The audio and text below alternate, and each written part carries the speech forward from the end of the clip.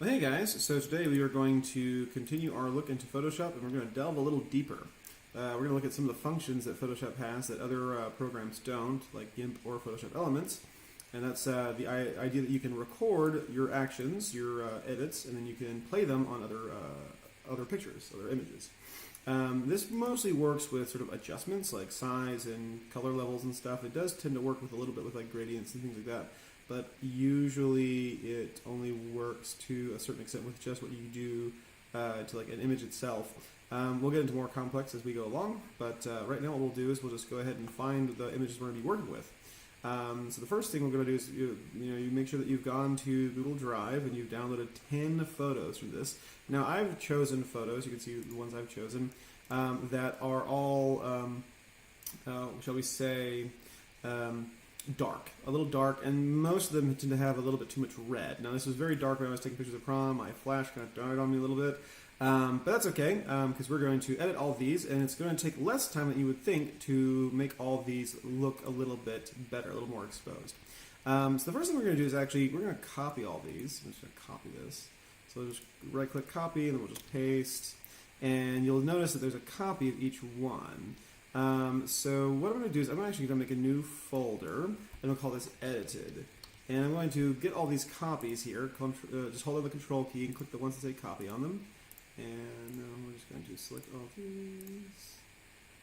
And one by one, we will get them all here. So we've got 10 selected, and we'll just move all these to the copy edit folder here, and we'll open that up. Okay, so what I'm going to do is I'm going to go to Photoshop. I'm going to find one of these photos and just drag it on in. And so I see I've got this photo. It's a little dark. It's a little grainy. That's okay, because what we're going to do is we're going to fix it up. Now, you notice over here I've got my Actions tab open. If you don't see this little play button here, you can go to Window and click on Actions, and it'll appear. So the first thing you might see on my window is that I've got this little set of actions that I downloaded off the internet, which is just basically your old Instagram filters back in the hipstamatic days, kind of a precursor to what we have now.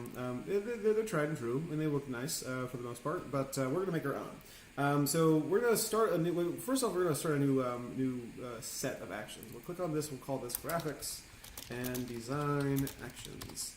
And we'll press enter, and then we'll make this make a new action. Now, as soon as we start this new action, it's going to start recording, and I'll explain what that means in just a second. Let's create a new action, and we can name it something. Let's call this prom, and we're going to set it to graphics and design action. That's the set that we're looking at, and we don't have to set a function key. Basically, the function key means that if you wanted to, for instance, have a action that you do a lot, instead of going through the rigmarole of doing all the actions or even playing the actions, we can just press a key and it'll happen just automatically. So we won't do that for now. We'll just leave that blank, and we'll leave the color none. We'll press and we'll start by pressing record. So now you notice this little red button has begun to record. It's going to start recording our actions starting now. So the first thing I'm going to do with this is I'm going to affect the layer. So I'm going to go to image, or the levels rather, and I'm going to go to adjustments, levels, and I'm going to bring up the brightness a good deal just to see if I can't make this a little bit better exposed. And I'll press OK. And then I'm going to go over here to my image. I'm going to go to adjustments, and I'm going to see if I can't get my curves going a little bit here. Now, the curves will bring the shadows down a little bit, so I'm just going to kind of come over here to this one. One over, one up, and I'll pull this down slightly. Not enough to really take away what we did with the levels, but just enough to make the shadows sort of stand out.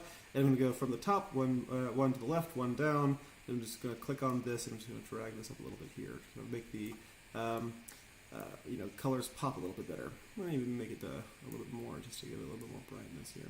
And then what we'll do is we'll press OK, and we're going to go once again to Image, Adjustments, and we're going to take our color balance down to about, let's say, take the red down just slightly, just cool this off a little bit. And this might affect other pictures a little bit differently. And we'll press OK. And the last thing we'll do is make this a good deal smaller, because this thing is already about 72 inches wide. So 72 inches wide, if I were to print this off with a fair resolution, 72 pixels per inch, it would be about 6 feet wide and 4 feet tall. We don't really need that. So I'm just going to go ahead and go to Image, and I'm going to go to Image Size, and I'm going to go from the original size to about, say, 12 inches. So that's a good deal smaller. So once again, we now see that this is now 1.42 megabytes in size as opposed to 50 megabytes. So big pictures tend to take up a lot of room. They don't load very well on the web. So I'll just press OK. And then what we'll do is I'll just zoom in slightly here. And I'm going to, before I save and close, I'm going to go up to my action here. I'm going to view what I've got here. So you can see that it recorded me doing the levels, doing the curves, the color balance, the image size. And I'll do one last thing. I'm going to go up to Image, Adjustments, Fine Hue and Saturation. I'm going to bring the saturation up just slightly here. Maybe up 25. No, maybe up 15. 15 sounds good. Let's check it here. It's 0, 15. I think I'll just leave it at 0. I'll just, well, sure. We'll go 10. How about that? Okay. All right. And I'll press OK. Before I press stop, I'm done essentially. I'm going to just file. I'm going to save. I'll press OK, and then I'm going to close this out. All right, and then I'll stop. Now, so that wasn't too terribly complex, but you can get the idea that doing that over and over again is going to be a little bit, I would say, tiresome. So we look at these different pictures here. So what I'm going to do is I'm going to set this to do this to every other folder in my file here. So I'm going to go over here to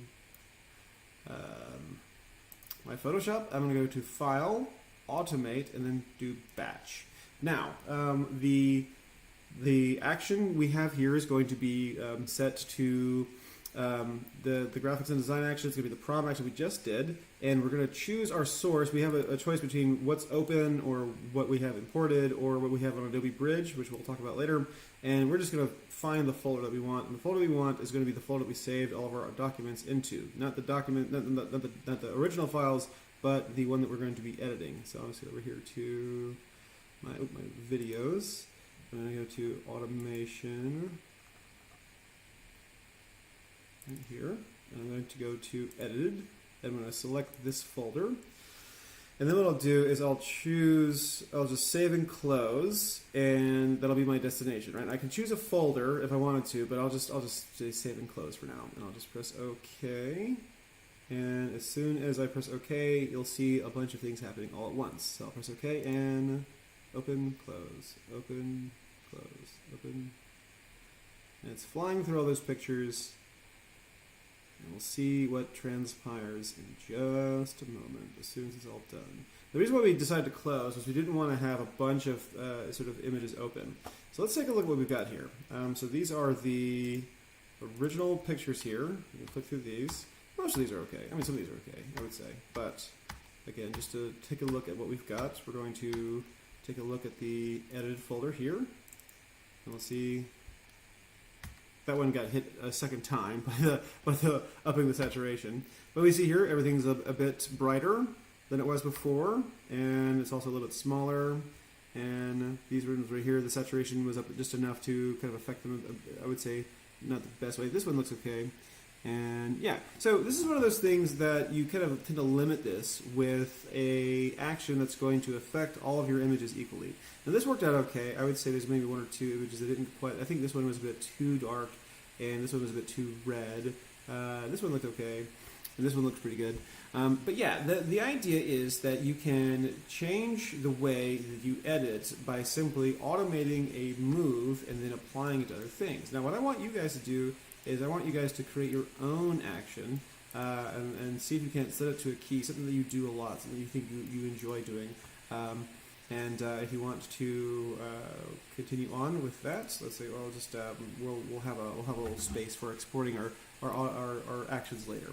So very good. Can't wait to see you guys produce. Just drop in your folder that you put all your edited files into, and I can't wait to see you produce what you guys produce. Very good.